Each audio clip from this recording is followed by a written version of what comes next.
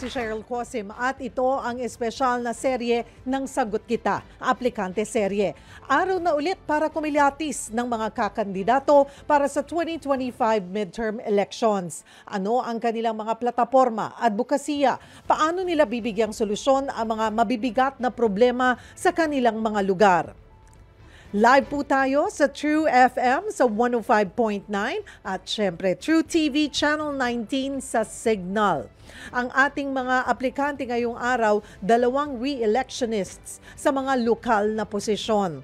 Ang una po ay para sa Kinatawan o representative ng San Juan City. At yung isa naman po ay tumatakbong mayor o alkalde ng lungsod ng Muntinlupa. Makisali po sa 1 oras na job interview dito lang sa Sagot Kita, Aplikante Serye. Ang ating question of the day, ano ang pamantayan nyo sa pagpili ng kandidato? Kung may gusto po kayong i-share, mag-comment lamang po kayo sa ating live streams. May mga tanong sa aplikante, tumawag din po kayo sa ating tanungan hotlines sa 8689-3289 or sa 8689-3290. Ang una pong sasalang sa ating job interview, San Juan Representative Isabel Zamora Jordana. Ang kanya pong buong pangalan, Isabel Maria George Zamora Jornada. Siya po ay isang abogado at siya rin po ay incumbent congresswoman ng nag-iisang district ng San Juan. Siya po ang kauna-unahang babaeng naluklok sa nasabing pwesto. Author ng ilang batas gaya ng Magna Carta o Filipino Seafarers.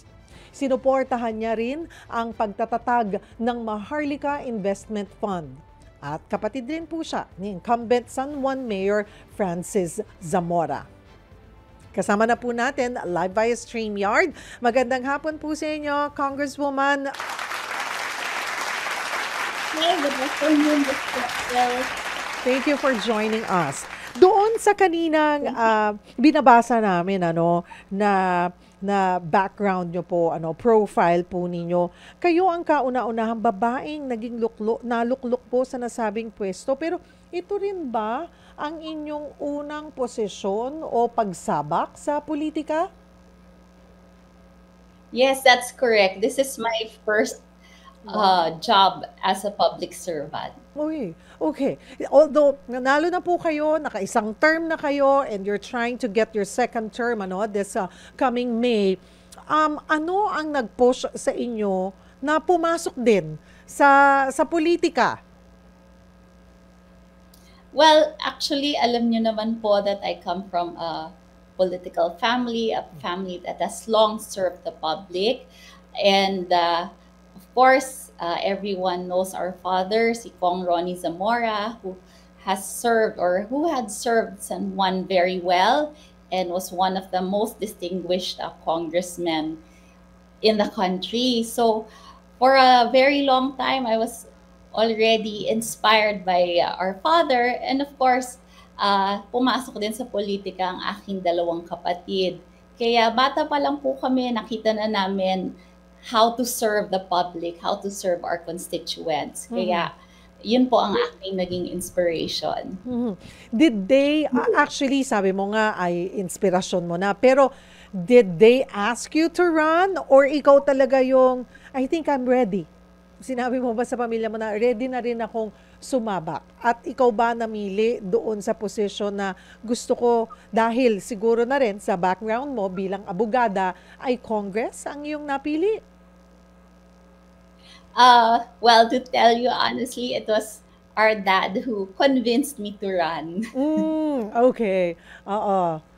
But nandoon ba yung parang, Congress ka agad? Sandali lang. May ganun ba nung simula? Kasi po, they were telling me na sa totoo lang sa aming pamilya, ako yung medyo shy. And I thought that I was better off in the law office, in our law office. But from even before, I was already helping out in my dad's district office. Kaya sinabi ng dad ko and ni Francis and Pammy and the rest of my family as well that maybe this would be the best way for me to further my service to the constituents. Mhm. Noong una ay ang katapat mo ay isang ehersito. Ngayon, ehersito muli ang iyong makakatapat. Gaano ka kakumpiyansa na muling lulusot sa Kongreso this coming May elections? Actually po, ang katapat ko is the same person. She ran twice against my dad and lost. She ran for the third time as congressman against me in 2022, and this will be the fourth time that she will be running as congresswoman. I'm pretty confident na mananalo po tayo dahil ang dami ko naman pong nagawa para sa aking constituent sa San Juan. Kaya alam ko pong nakita ng taong bayan na nagtrabaho ako, na naglingkod ako ng tapat sa kanila po. Speaking of mga nagawa, sa unang termino, ano yung masasabi mong pinaka magmamarka na whether makaka-second ka or iiwan mo ito pero may marka kang maiiwan sa first term mo? Ano yon, Congresswoman?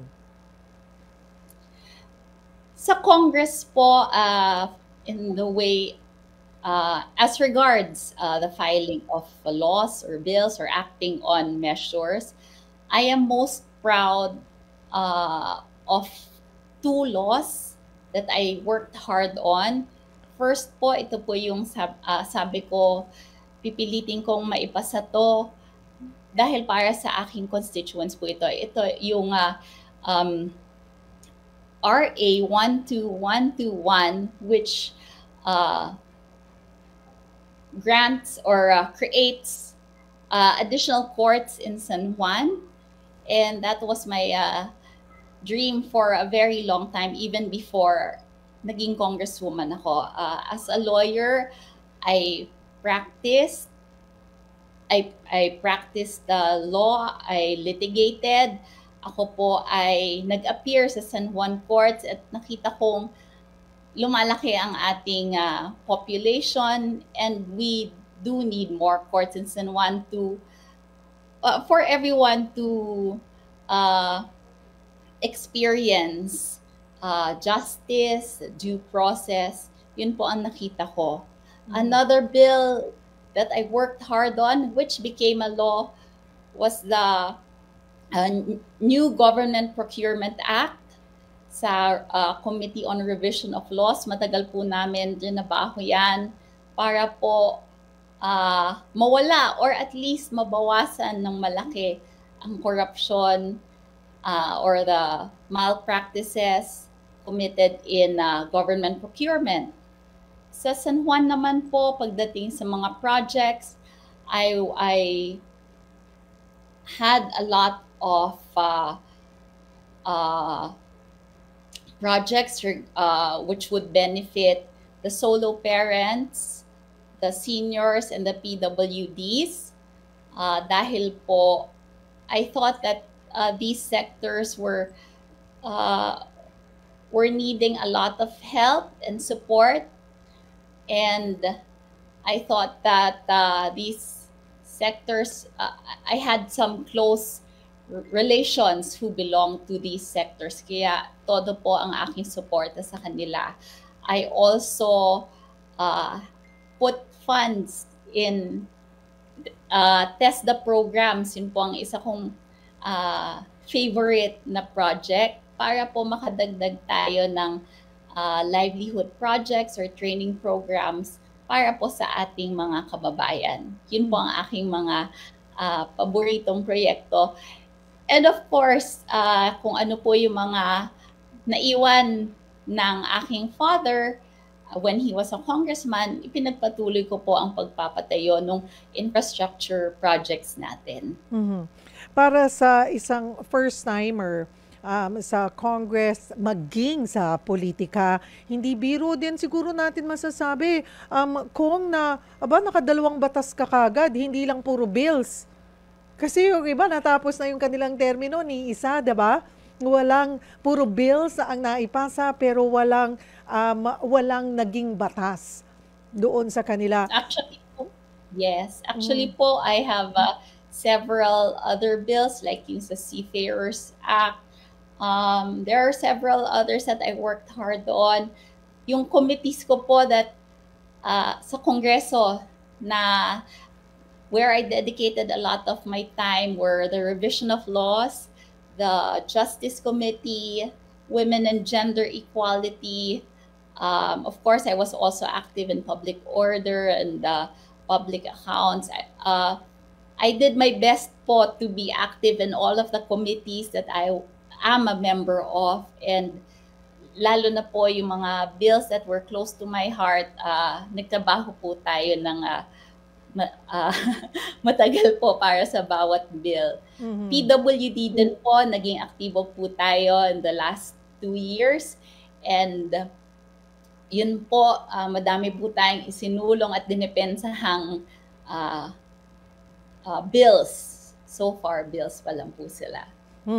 And sa ngayon po ay susubok ka, Congresswoman, sa pangalawang termino mo. Ano ang, kung sakaling swertihin pa rin, ay ano yung pinaka gusto mo naman ma-push this time on your second term? Saan ka magfo-focus pagdating po sa mga bills na sana ay maging batas din?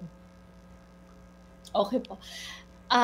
Meron po kasi tayong mga naiwan sa committee or sa plenary level. Sa PWD po, dinepensahan ko yung bill that will grant additional benefits to PWDs and seniors. Ito po yung nagkaklaro sa current law natin kung saan yung paminsan po 'di ba may issue kung ano yung ipapataw, yung discount ba o yung discount o yung paminsan may mga free ang establishment o may promo. So meron po tayong bill na I think umabot po siyang third reading na kinlaro natin that the discount is on top of the promo.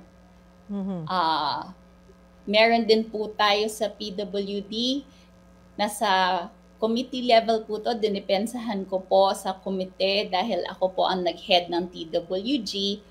It's the bill which will penalize the offenders, those who wrongly or illegally use the cards dahil yun po ay isang malaking problema po na that we are experiencing right now.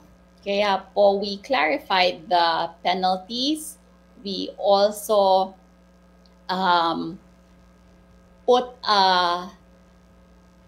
made the period for the temporary ID holders to be 2 years at saka lifetime po para dun po sa mga may permanent disabilities with parang review lang po na every 10 years. Parang ganun po. Sa justice naman po, this is also in relation to my being a lawyer and my being a member of the Revision of Laws and the Justice Committee. Ipinasa po sa atin ng UP Law ang kanilang tinatawag na Code of Crimes. Yung ating revised penal code po, napakatagal na po nito, no? So madami pong batas na dapat klaruhin o baguhin, tanggalin. Kaya po isa po to sa aking gustong maisulong at maipasa na sa lalong madaling panahon po.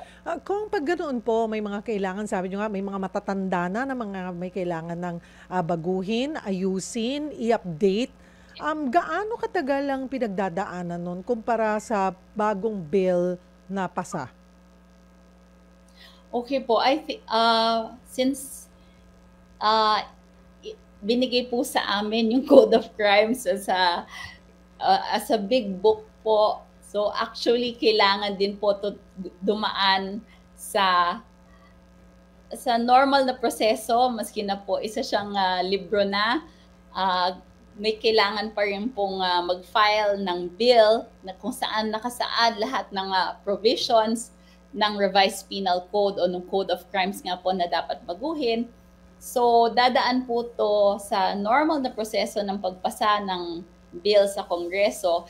Kaya po matagal-tagal po to kasi napakahaba at napakadaming dapat baguhin based on the consultations with the UP law. So matagal-tagal pa po to. Sana po matapos namin in the next term. At sa San Juan po mismo, sa inyong distrito, ano rin po sana ang magiging focus nyo sakaling magkaroon po kayo ng second term? Okay po. So, well, gusto ko po kung ipagpatuloy ang aking mga ginagawa. Of course, this time I think I want to focus on health and livelihood naman po. I think in the first term, ang focus ko yung mga sectors, family. Ngayon naman po, health and livelihood. Na-realize ko po na madami tayong natulungan sa pamamagitan ng pamimigay ng ating guarantee letters. At gusto ko po mas palawakin ang programa. Of course, in coordination with Mayor Francis and our City Health, gagawa po tayo ng other projects po, other programs that focus on health. For livelihood po, gusto ko nga madagdagan pa ang ating mga trainings and seminars for, especially for those who are not working. Baka makatulong ako na magkaroon silang small businesses. Yun po ang gusto kong magawa this term. Ano rin yung advantage na ang mayor ng San Juan ay inyo pong kapatid? Na nagkaroon ako ng pagkakataon din na maimbitahan dito sa programa si Mayor Zamora at sabi niya, maganda na kakampi mo yung mga kasama mo dahil mas mabilis na nai-implement yung mga plano, programa na gustong mangyari sa isang lugar. That's correct po. We consult each other together with our council, with the department heads. We're always working together for San Juan. I know that sounds so general, pero yun naman po talaga ang ginagawa namin.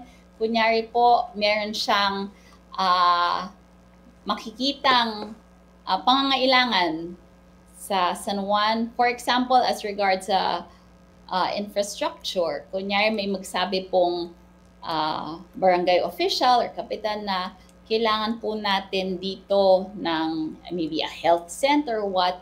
Madali po kaming mag-usap. In fact, magkakasama po kami lagi.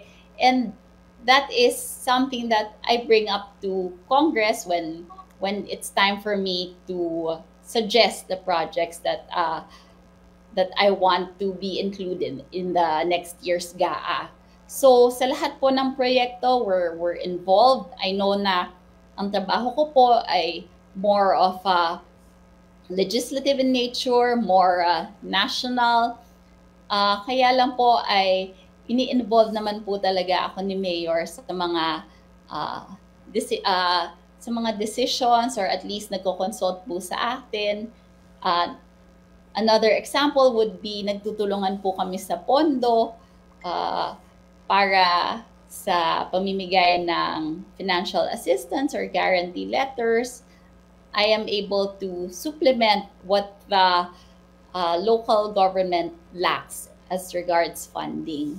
So nakakatulong po kami at kumbaga teamwork po talaga ang kailangan. Sa iba pong usapin, isa ka, Congresswoman, sa mga impeachment prosecutors po. Paano kayo naghahanda para rito?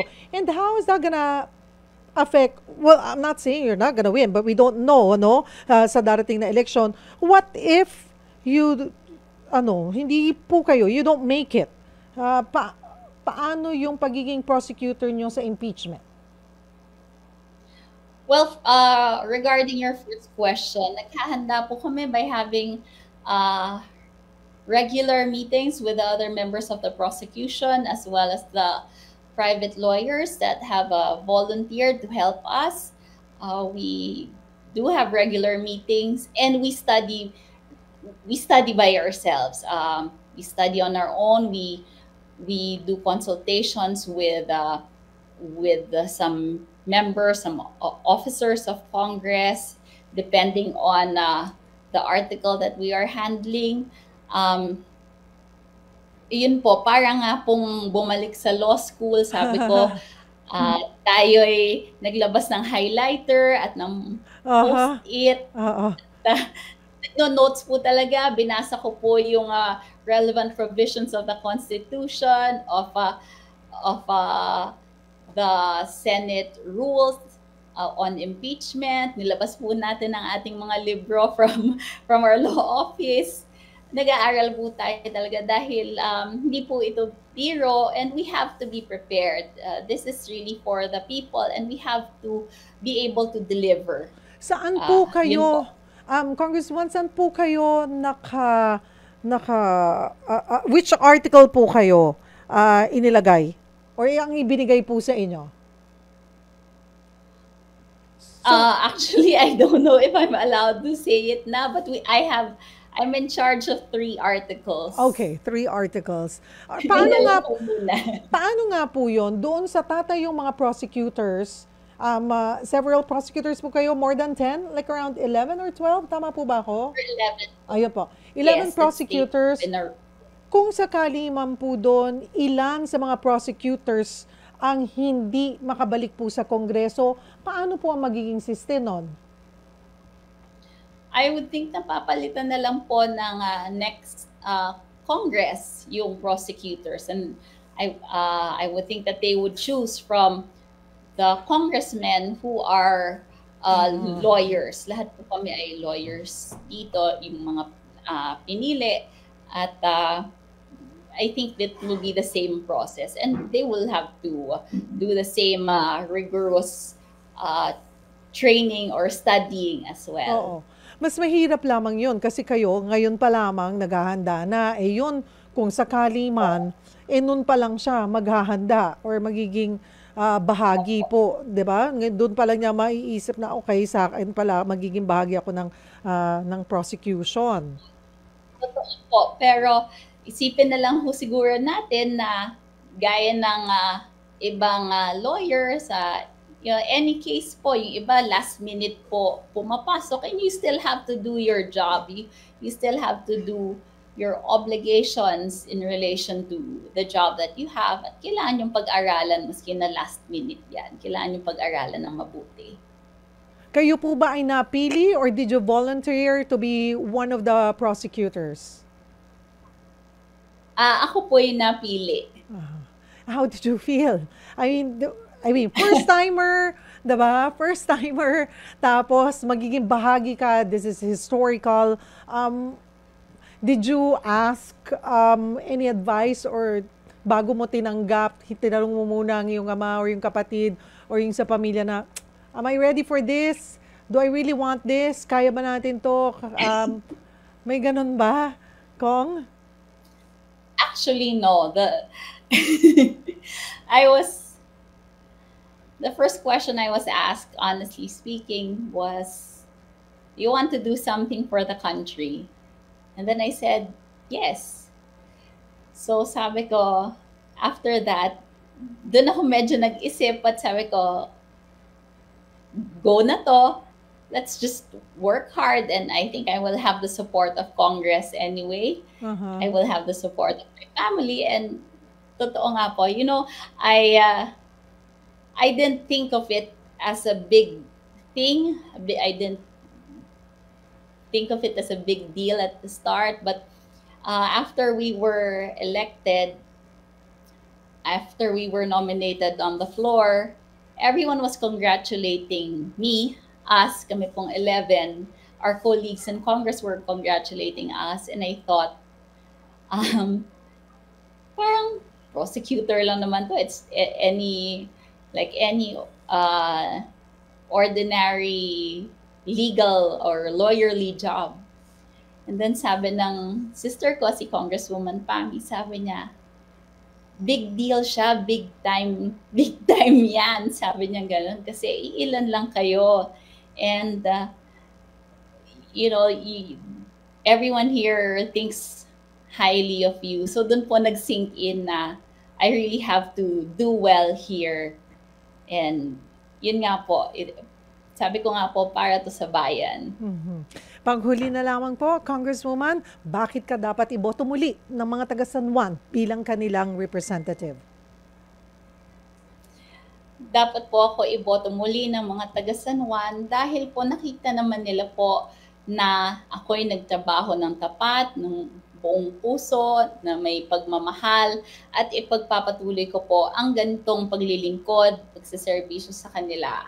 I love the San Juaneños, I love my city, and I will do even better this term. Kung ano pong nagawa ko na po noon, dadagdagan pa po natin yan. I will work harder, and kami po nila Mayor Francis and the rest of the team, we vowed to work even harder this term. Si Mayor Francis po, may sinabi siyang meron kaming legacy. So, dadagdagan pa po natin ang ating proyekto, programa, assistance sa lahat po, financial assistance, legal assistance. Gagawin po natin lahat yan para po sa mga San Juaneños. Kaya po, dapat po akong muling iboto ng mga San Juaneño. Maraming salamat po sa inyong oras. San Juan Congressional Candidate Isabel Zamora Jordana. Magandang hapon po, Kong. Magandang hapon po at maraming salamat po sa inyo. Mga kapatid, mamaya sasalang sa job interview naman si Muntinlupa Mayor Rufy Biazon. Kung may gusto po kayong i-share, mag-comment lamang po kayo sa ating live stream. Maaari rin po kayong tumawag sa ating tanungan hotlines sa 8689-3289 or sa 8689-3290. Huwag po kayong bibitaw, magbabalik ang programang Sagot Kita, Aplikante Serye.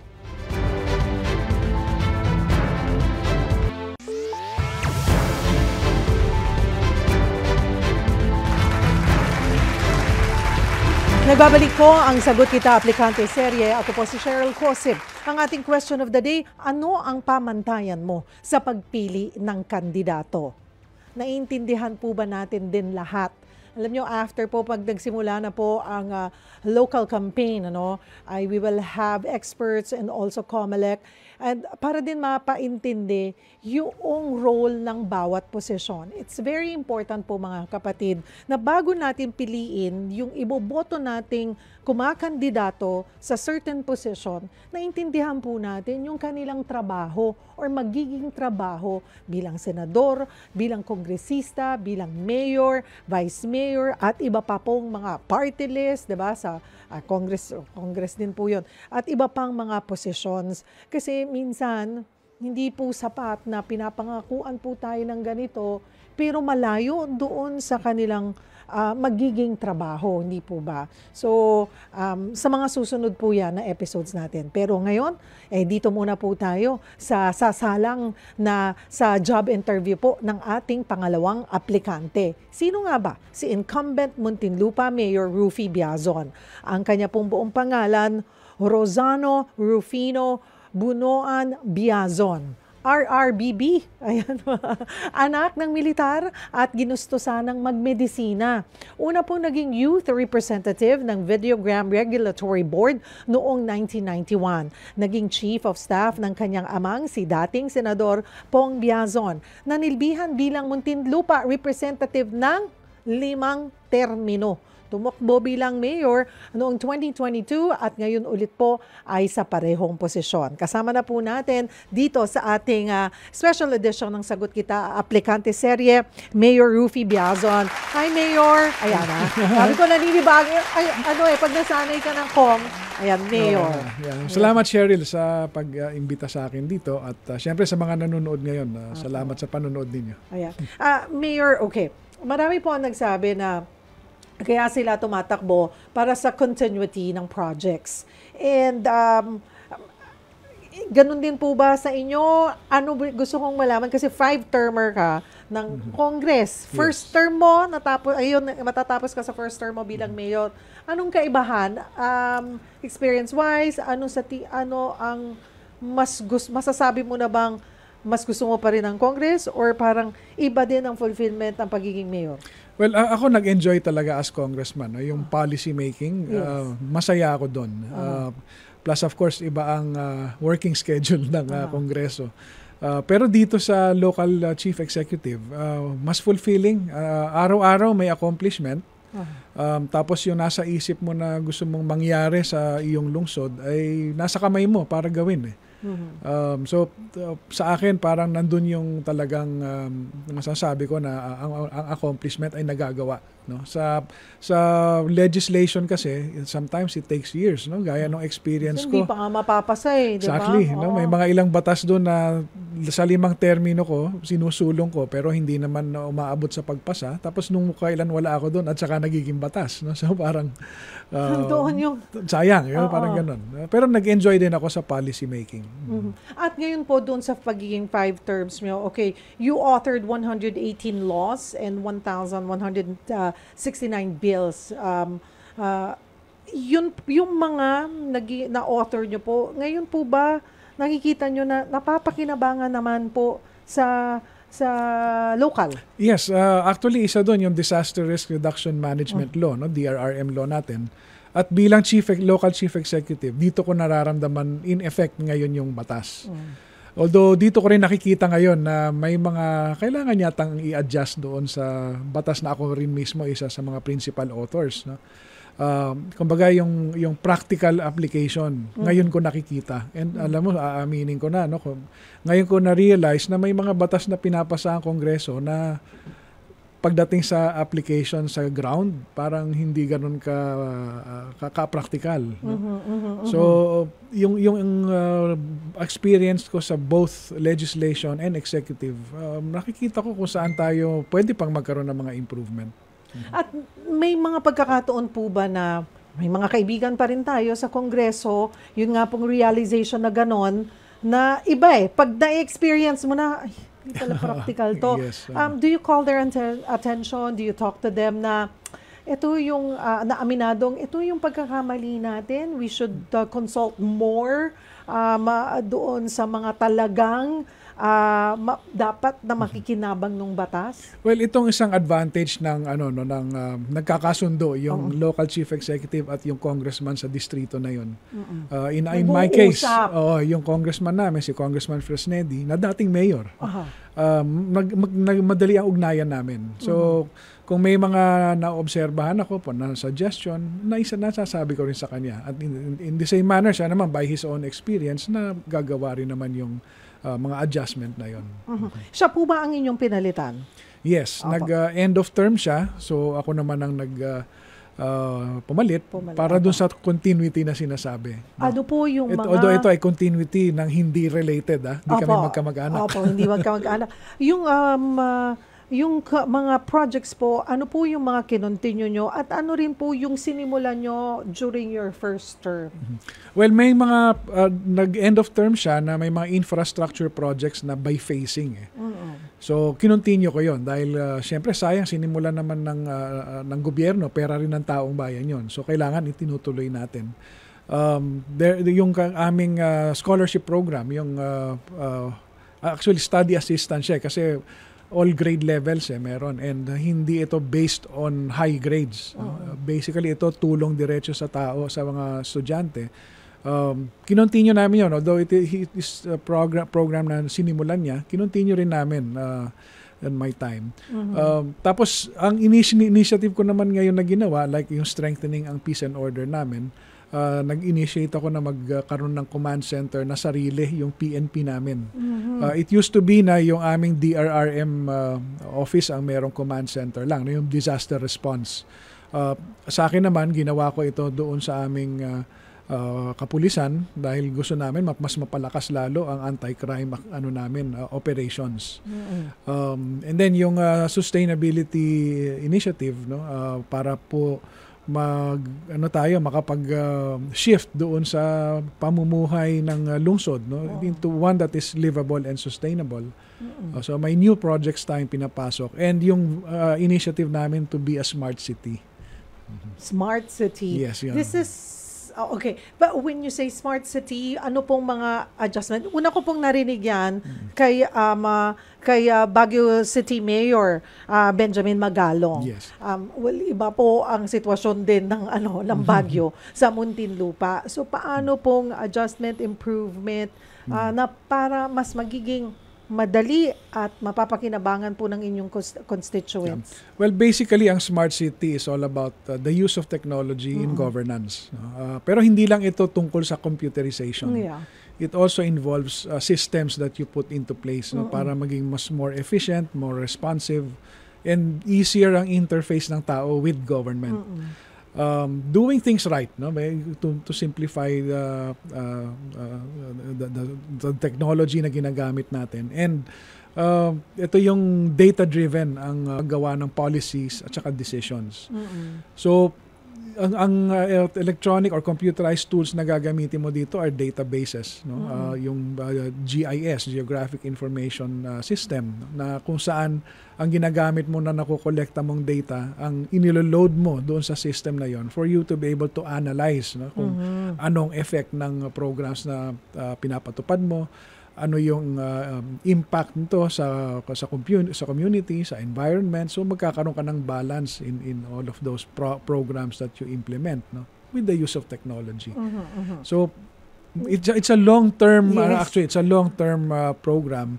Nakikipag-tie up nga kami with the Development Academy of the Philippines para mabuo yung roadmap. Kasi ang objective natin dito, kung maset natin yung roadmap, even if wala na ako dyan, or I am not there, yung succeeding leaderships, mapapakinabangan pa rin. Mapapagpatuloy din nila. Mapapagpatuloy. And nasaan na po tayong phase nun? Simula pa lang. Early stages pa lang, mga basic. Itong year na to na nagsisimula na kami with the establishment of a Citizens ID. It's something like the national ID, which isa rin ako sa mga principal author. Yes. Pero this is localized para yung ID na yan na magagamit namin for transactions in the city, no? And malalaman namin kung ano ang services na nakukuha ng aming constituents. Yes. And through the data that we gather, loading it up into a map, you can also see kung saan napupunta ang resources. So it makes it easier for us to plan kung saan namin dadalhin ang resources namin. Baka may nababakante pang lugar na, kumbaga, ang beneficiaries mostly nas dito sa isang masyadong area. concentrated, nakakaligtaan na to na may pangangailangan din pala. Yes. So sa data na nakukuha mo, you load it into a GIS map, makikita mo kung may visual ka na tool, makikita mo kung saan ka kulang pa, no, ng services na naihahatid, no, based on actual benefit na natatanggap ng constituents. So, yun yung mga advantages of having those kinds of tools. Pagdating po sa inyong second term, sakaling may kalaban ho ba kayo? Kasi pinalad ako na wala. Ayun. May mga kilala po ako, kagaya po sa Alfonso. Ayan, sa Alfonso Cavite, si Mayor Randy Salamat. Wala daw ni nuisance candidate, wala siya talaga. Sabi ko, edi maganda, hindi ka kailangan gumastos sa pangangampanya, magpaparamdam ka lang na magpapatuloy ka sa magandang ginagawa mo. Yes, ganun ang advantage as a candidate. As a candidate, hindi ka masyadong mamroblema sa ganun na aspeto. Pero ang isang advantage sa ganun, no, since sabihin na natin na parang panahon ng politika starts January, no, of the election year. Pagka may kalaban ka, kalahati ng iniisip mo yung politika mo. Diba? Tapos kung incumbent ka, kalahati yung trabaho. Nagtatrabaho ka. Ang advantage nito, na wala akong kalaban, this whole time, walang focus parang ako sa trabaho. nangyayari. Kumbaga, hindi nyo ramdam or hindi mo ramdam na may parating na hindi occupied ang elections. mind ko ng ibang bagay. So, I look at it as parang na nakagbuenas ang tao na full-time akong nagpe-perform ng duty ko as mayor. Dahil hindi ako hati sa politika. Bakit po kaya kayo walang kalaban, Mayor Rufy? Hindi ko na masabi kung baka self-serving masyado. But I think siguro it speaks for itself kung bakit ganun. At pagdating po sa second term, ano rin po ang inyong mga plano pa sa Muntinlupa? Well, yung mga hindi namin na-touch or hindi namin natapos nung sa first part natin, we're focusing on health and education. Lalong-lalo na yung nakita na natin yung parang assessment ng state of education in the country. Napaka malaman yung produkto ng Education Commission Part 2 na ginawa recently.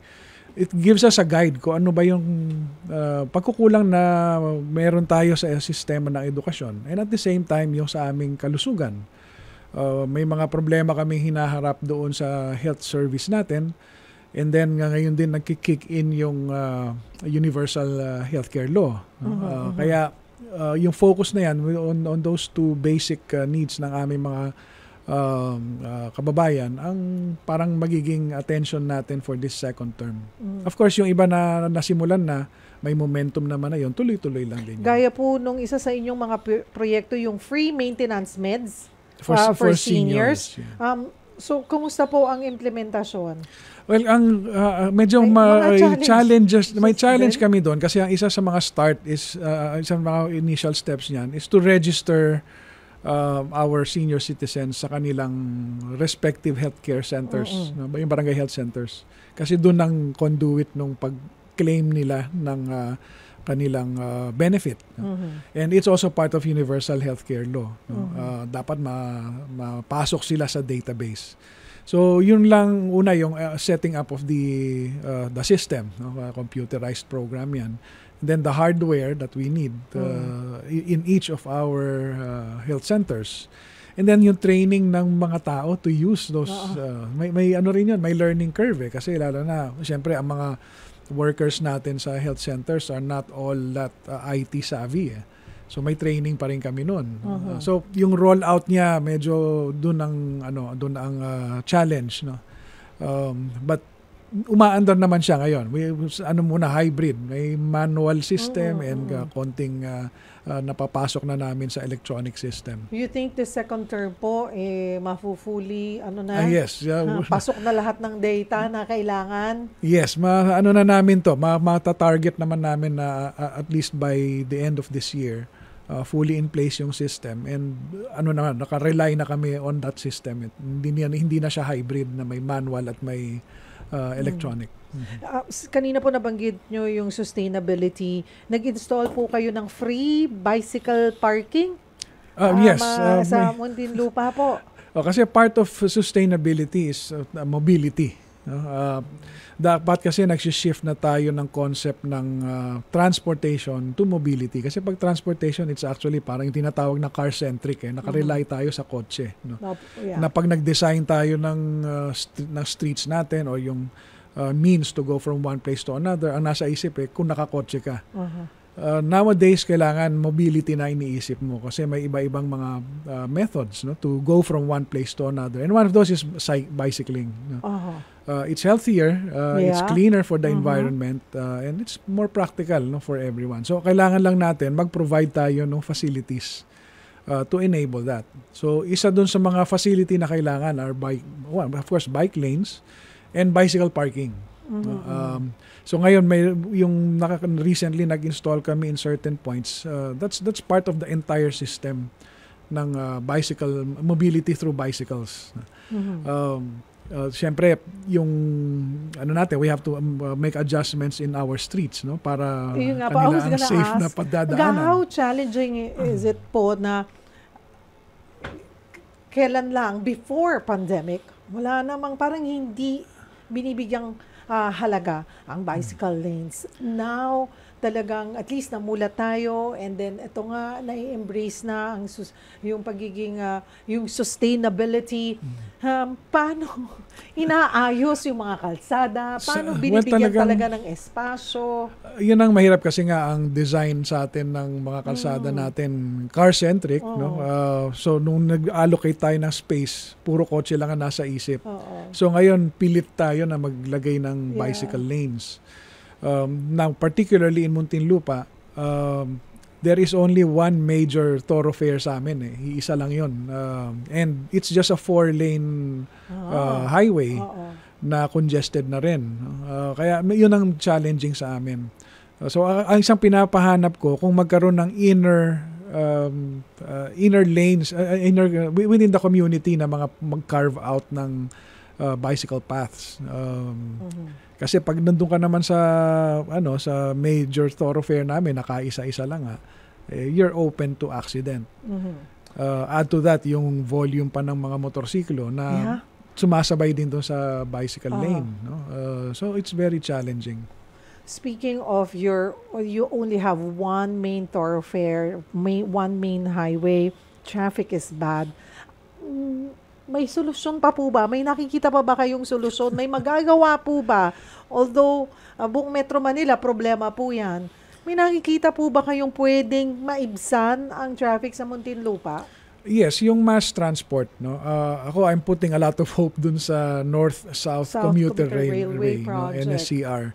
Kasi ang Muntinlupa only has 9 barangays. Tapos pahaba kami. So yung 8 out of our 9 barangays is traversed by the North-South Commuter Railway. So doon pa lang panalo na sana kami doon, no? Pagka kung ma-realize ng mga tao na because of the railway, pwede nating bawasan yung mga vehicles na dumadaan do sa main the only main highway namin. So I'm putting my hopes on the NSCR. Next to that, meron ding magsisimula na rin na national government project, no, yung Laguna Lake Road Network. Ano naman yon? Highway naman yon na nasa Laguna Lake. So for those na merong mga using vehicles na cars ganyan, may alternative na silang pwedeng daanan aside from yung kaisa-isa naming national road ngayon. No? So meron pa ring hope. Now, ang nasa isip ko nga doon, kung mabawasan na ang vehicles doon sa national road namin, baka maaring doon naman maglagay na nung alternative mobility like bicycle lanes or even laparan mo yung sidewalk. No? Kasi sa amin din, Muntinlupa is of a size na possible yung just walking around, no? For our countrymen na nasanay nakasubok sa ibang bansa na pumunta, 'di ba? Walking is sometimes the main means of mobility. Sa atin lang kasi siguro hindi comfortable maglakad sa mga sidewalks natin dahil hindi sapat yung space. Ang daming mga nakaharang, may pumaparada on top of the sidewalk. So we have to do sidewalk clearing dito. Kasi sa akin nakikita ko doable, like yung for those familiar with Muntinlupa, yung from Alabang to the City Hall, that's a walkable distance. Basta kung komportable lang yung paglalakaran, it's walkable distance. So ngayon po ba'y komportable ng ako na magsasabing mahirap maglakad doon. Dahil nga kumisan dami mga nakaharang sa sidewalk mismo. So ano po ang ating Well, kami nagki-clearing kami. Of course, doon naman ang challenge din dahil may nagre-resist. No? Clearing, tapos pag nawala na yung nagki-clear, bumabalik. Kaya yan kumisang cat and mouse game kami. But just have to be consistent. Well, Mayor, siguro po, you're trying your luck. Wala nga kalaban. So for sure, ikaw na po ang susunod na makaka-second term po kayo sa Muntinlupa. But ano po ang maipapangako nyo sa mga taga Muntinlupa na mararamdaman nila pagpasok nyo po sa inyong ikalawang termino? Well, as I said kanina, focus ko yung sa health service. No? Dahil yan ay isang area na alam ko may malaki pa kaming room for improvement. And nararamdaman ko kung yung hinaing ng tao. So doon kami magfo-focus itong second term na to. Kasi impact nito sa buhay natin ng buhay ng mga kababayan namin very significant. Kaya ang pagtutok natin doon itong second term naman bibigyan natin ng sapat na pansin. Uy, eto po, Mayor. Ayan, si Roland Camelio, happy birthday! Ayan, pa-shout out po. Ayan, sabi niya, birthday niyo po pala bukas. Tomorrow. Advance, happy birthday. Thank you, thank you. Mayor Rufy. Salamat. Ayan po. Thank you for coming sa studio and well, more than yung good luck sa darating na eleksyon, more of all the best po sa mga taga Thank you. Muntinlupa sa Salamat. constituents nyo po. Thank you for coming. And again, advance happy birthday. Ayan. Ayan po si incumbent Mayor Rufy Biazon. O mga kapatid, dito po nagtatapos ang isang oras na tanungan at sagutan. Maraming salamat po sa inyong pagsubaybay dito sa Sagot Kita Aplikante Serye. Huwag kalimutan, maging bahagi ng eleksyon at bumoto ng tama. Ako po ang inyong lingkod, Cheryl Cosin. Sagot Kita.